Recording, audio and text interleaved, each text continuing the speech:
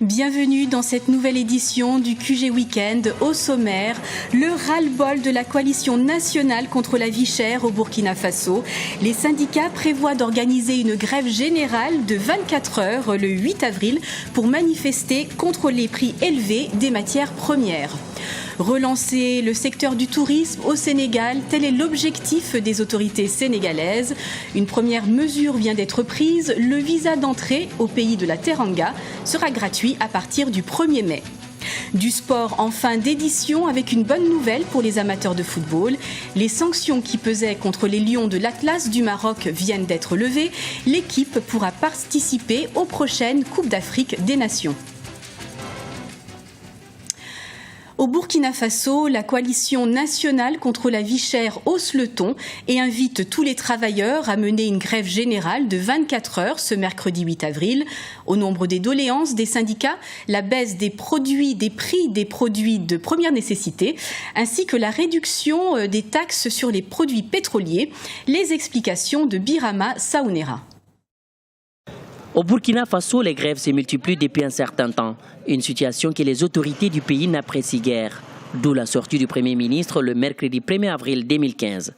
Dans son discours, le chef du gouvernement, Yacouba Isaac Zida, accuse certains activistes de la société civile d'installer un climat d'anarchie dans le pays. Les mouvements de grève désordonnés indiquent clairement que l'on veut empêcher le gouvernement de travailler. Faire passer les intérêts individuels et corporatistes avant le bien commun, c'est faire le jeu de ceux qui s'activent à dévoyer l'insurrection populaire. Des propos déplorés par des mouvements syndicaux des travailleurs. D'ailleurs, réunis au sein de la coalition nationale contre la vie chère, la quasi-totalité des syndicats a appelé des travailleurs du public et du privé à une grève générale de 24 heures le 8 avril prochain. Nous venons de répondre à une invitation de son Excellence le Premier ministre. À l'issue de la rencontre, nous lui avons signifié clairement que son message tenu sur les antennes ne nous convenait pas du tout. Si le travailleur traverse des conditions assez déplorables, si on clochardise sa vie, ce sont des milliers parmi les populations en tout cas qui vont se retrouver dans la misère. Nous maintenons notre mot du 8 avril et au niveau de Ouagadougou, c'est un grand meeting. Dans les autres provinces, pour avoir des marchés meetings ou des assemblées générales. Une grève des chauffeurs routiers a bloqué l'approvisionnement en pétrole des centrales électriques le lundi 30 mars et mardi 31 mars 2015.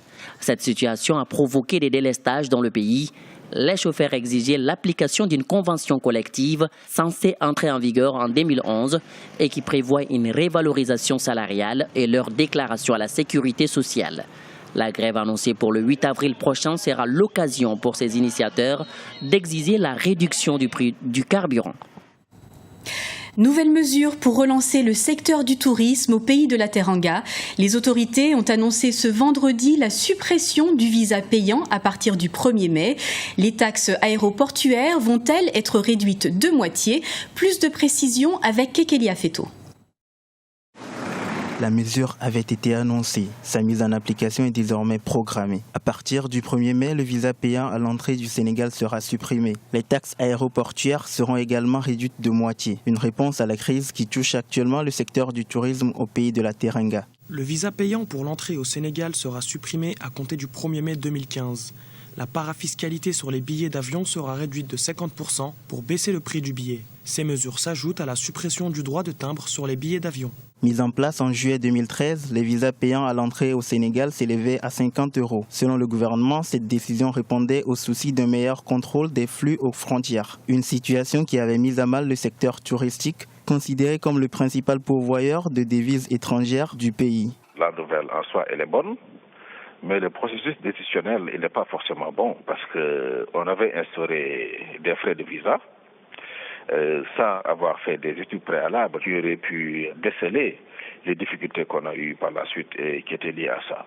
Il y a un peu quelque chose qui ressemble à de l'impréparation, à de l'improvisation concernant le processus décisionnel ayant conduit aux deux mesures. D'abord l'installation des frais de visa et ensuite leur suppression sans voir s'il n'y avait pas des voies et moyens pour moduler les effets les inconvénients et les désagréments que l'instauration de ces frais de visa avait créé. Ça, c'est la première chose.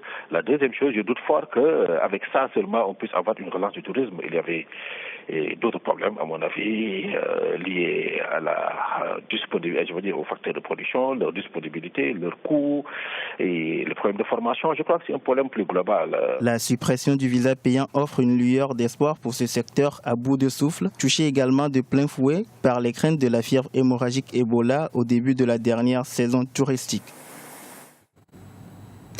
Les ministres des Finances de l'Union africaine, accompagnés de quelques chefs d'État, étaient réunis à Addis-Abeba, capitale éthiopienne, pour la conférence annuelle des ministres, l'occasion pour ces leaders d'encourager l'industrialisation sur le continent, ainsi qu'une meilleure utilisation des ressources domestiques. Kekeli Afeto. Le financement de la transformation de l'Afrique, la mise en place d'une position africaine commune, l'investissement dans le secteur privé, voilà entre autres les sujets abordés lors de la conférence des ministres de 2015 à Addis-Abeba. Venus nombreux à cette rencontre, les leaders africains appellent à s'approprier davantage les objectifs d'intégration continentale. Une Afrique unie requiert une collaboration urgente pour la mise en place de l'intégration régionale et la volonté politique de concrétiser cette dernière. Cette réunion est un bon point de départ si nous l'utilisons sagement pour déterminer où va l'Afrique. Il est important de revoir nos plans pour comprendre pourquoi nous ne sommes pas encore parvenus aux résultats que nous visons. Pour des spécialistes, si cette réunion d'Addis-Abeba apparaît comme un grand pas vers l'avant, il est désormais temps que les leaders africains allient l'acte à la parole. Et il est aujourd'hui très très important que l'Afrique prenne conscience de cette dimension d'intégration-là, parce que l'intégration, ce n'est pas uniquement l'intégration économique.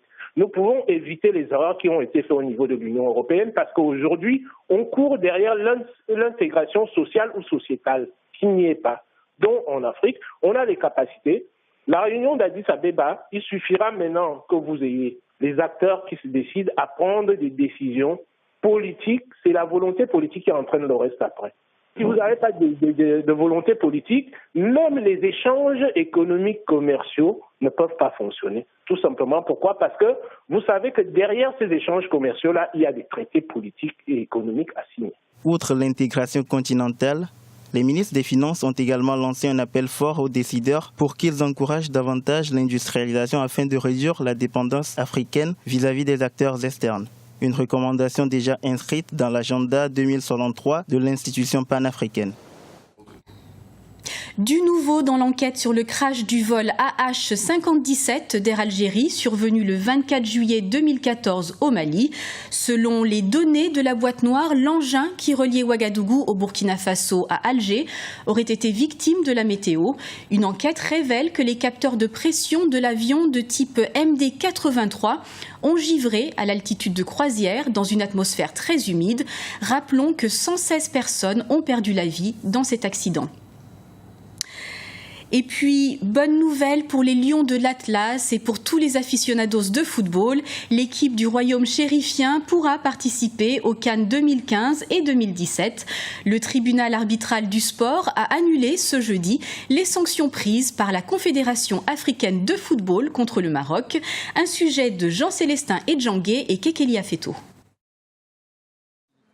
Coup de tonnerre dans le monde du ballon rond africain. Ce jeudi, le tribunal arbitral du sport a statué en annulant l'exclusion du Maroc des CAN 2017 et 2019, comme l'avait décidé la Confédération africaine de football, la CAF. Ces sanctions faisaient suite au refus du royaume chérifien d'organiser la CAN 2015, notamment par crainte de l'épidémie Ebola. Pour de nombreux observateurs, la CAF est allée peut-être un peu trop loin. La CAF a agi sous le coup de l'émotion et on a bien l'impression, ou même plutôt la certitude, que la CAF a fait de la palabre africaine. Elle a oublié qu'il y avait des textes, qu'il y avait ses propres textes. Et ça, malheureusement, en Afrique, c'est courant. C'est pas la CAF, ses membres, les associations, les fédérations ont l'habitude d'agir comme s'il n'y avait pas de texte. Et bien, on s'arrange, on fait ce qu'on veut, on met les textes de côté. Mais ça, c'est quelque chose de courant dans les quartiers africains. Peu après la sanction prononcée contre la fédération marocaine, le chef du gouvernement, Abdilali Ben Kiran, avait qualifié la décision de la CAF d'injuste et arbitraire. La Fédération royale marocaine de football s'était alors, pour sa part, dit grandement étonnée des sanctions, s'engageant à prendre toutes les dispositions et mesures nécessaires pour faire prévaloir les droits et intérêts du football marocain. Reste la question de la stricte application des textes de loi en la matière. Et là, à ce niveau-là, c'est évidemment pas pardonnable. Quand on découvre que la CAF a infligé au Maroc des sanctions qui ne figurent pas dans ces textes, alors que ces textes-là existent et que ces textes-là précisent la nature des sanctions. Vous savez, en d'autres cas, on a eu à défendre la CAF en disant qu'elle ne pouvait pas être plus sévère parce que ces textes prévoient que c'est $3,000 d'amende. Bon, mais voilà, on s'étonnait de pourquoi c'est 3 000. Mais si c'est écrit 3 000, vous ne pouvez pas aller au-delà. Le Maroc avait réclamé en vain le report de la CAN 2015 qui s'est finalement déroulée en Guinée équatoriale, invoquant le risque sanitaire lié à l'épidémie Ebola qui sévit toujours en Afrique de l'Ouest. Une réunion du comité exécutif de la CAF est prévue ce 5 avril au Caire et devrait permettre de savoir la suite que le comité exécutif entend donner à cette affaire. C'était le journal de la rédaction. Merci de l'avoir suivi. Retrouvez dans un instant une nouvelle édition du QG Weekend sur Africa 24.